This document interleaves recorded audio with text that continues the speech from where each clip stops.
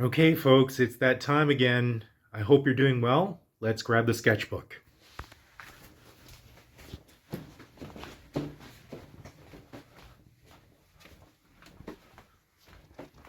We're looking for sketchbook number 5. There it is. I'll see you back in the studio. Welcome back to the studio. Here we go. Sketchbook number 5, done from January 1st to August 3rd of 2010. So that's the cover. That's me and my niece, I think. She's 14 now, so this was, wow, 13, 14 years ago. Well, 13 years ago now. Let's get started.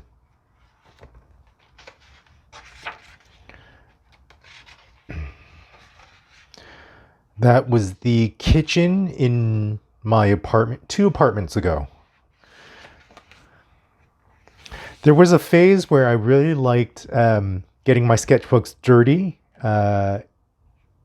intentionally to make it look unintentional, like just accidents of using a sketchbook every day. And so these were, well, this definitely looks intentional, but just the coffee rings from a coffee mug. This was done at the Bata Shoe Museum. I remember this particular scene distinctly because a group of us went sketching. We didn't know each other very well, but it's a common occurrence here in Toronto to just put drawing groups together via Facebook. So I got together, went to the Bata Shoe Museum, and this particular gentleman was not very comfortable with me sketching him, but I did it nonetheless.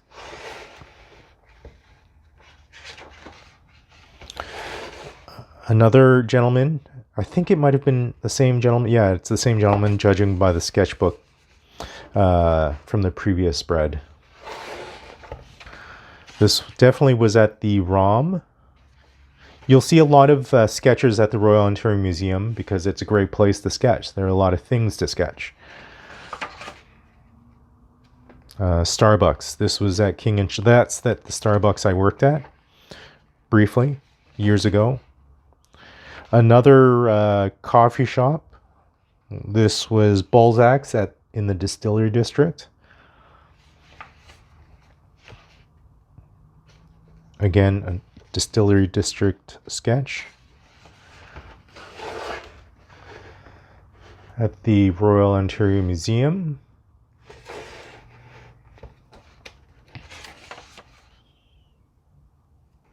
This is Moonbeam Cafe in Kensington Market, one of my favorite cafes in Toronto, indie cafes. This was at the Starbucks I worked at. Looking back at the sketch now, this is the first time I've flipped through the sketch since I finished it. His arm's definitely too long, but live and learn. Yeah, I'm not too sure what's going on there. Acrylic paint.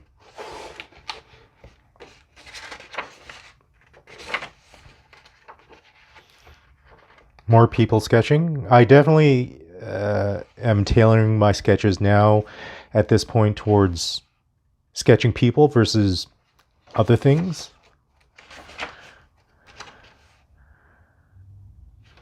Kim Moon Bakery, a small dim sum place in Chinatown. Great food for really cheap, awful service, but that's what you want at a dim sum place. This was, I'm not too sure where this was. Another cafe drawing. People. This was the Roundhouse. This is the Roundhouse. It still exists in down by the waterfront of Toronto. There's the Rogers Centre, or I know it as Skydome, where the Toronto Blue Jays play. And they have these locomotive cars out on display. Really great place to sketch. I might go down there for a plein air session one day. More people.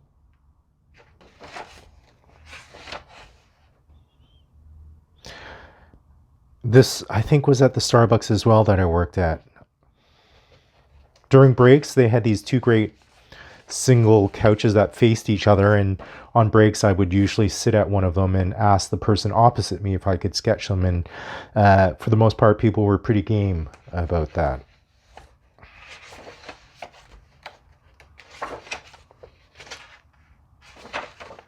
Again, down at the Distillery district.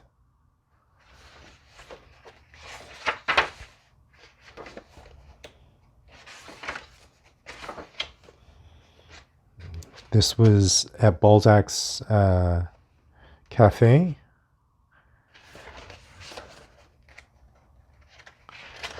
Not too sure what that was. More people.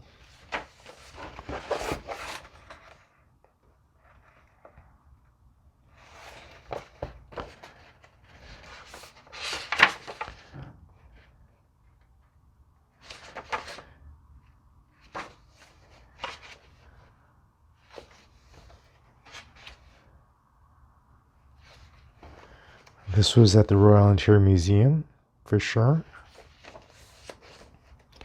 This was Yonge Dundas Square. We have this great public space right at the intersection of Yonge Street and Dundas Street in Toronto.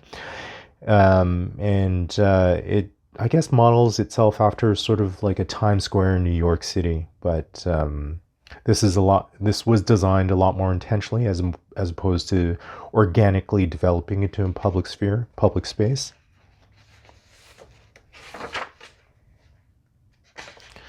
I think these gentlemen, Chinese gentlemen in Chinatown playing Go. My drawing of a truck, or practice drawing a truck.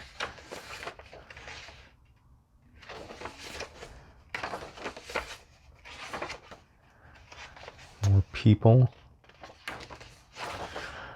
This guy pops out at me in this spread for some reason. I think it's his lower jaw just jutting out. It's really loosely drawn, which I like.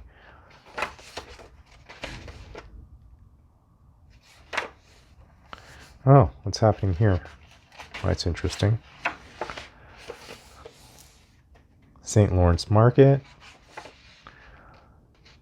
More people drawing. Definitely not shying away, but just getting away from integrating type into my spreads. It's more just drawing now. This, again, was at another coffee shop for sure. The Coffee Tree, yep, Bloor West. I think I was meeting a friend that day, and I came there early, as was my habit, just to get there somewhere early so I could get in a sketch. Subway people. My drawing on subways started now, I guess. Tell me if you sketch on subways and what your mindset is. I usually just make a beeline towards people who are sleeping or heavily into their smartphones so they don't notice me. I'm still kind of nervous around people who are awake and staring ahead. I can't seem to sketch them, but I'm trying to do that more often now.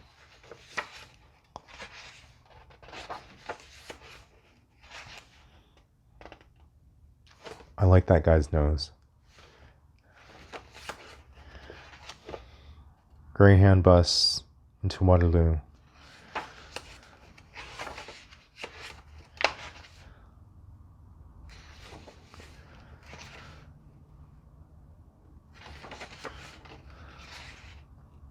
Even back then, my use of Micron ink pen versus just a normal like blue ballpoint or black ballpoint in this case, I tend to like the effect of the black ballpoint pen. It gives you a looser line, gave me a looser line, not so rigid. But then again, you have spreads like this down at the Distillery district that, especially with watercolor, it worked out really well.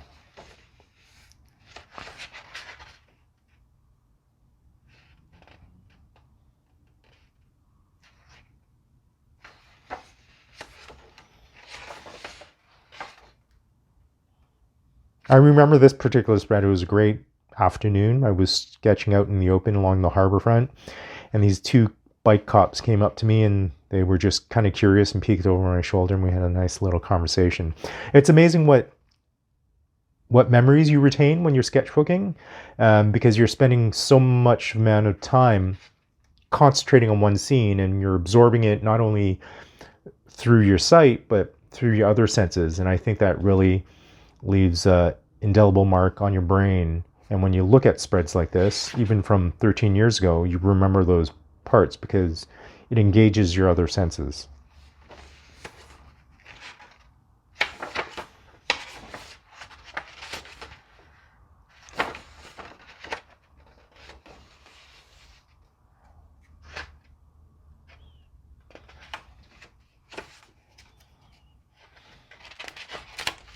Oh, what's happening here?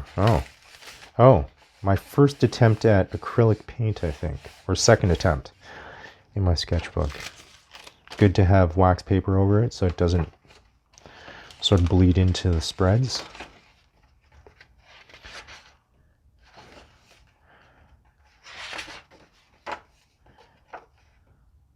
More sketchbooking at the Starbucks I worked at.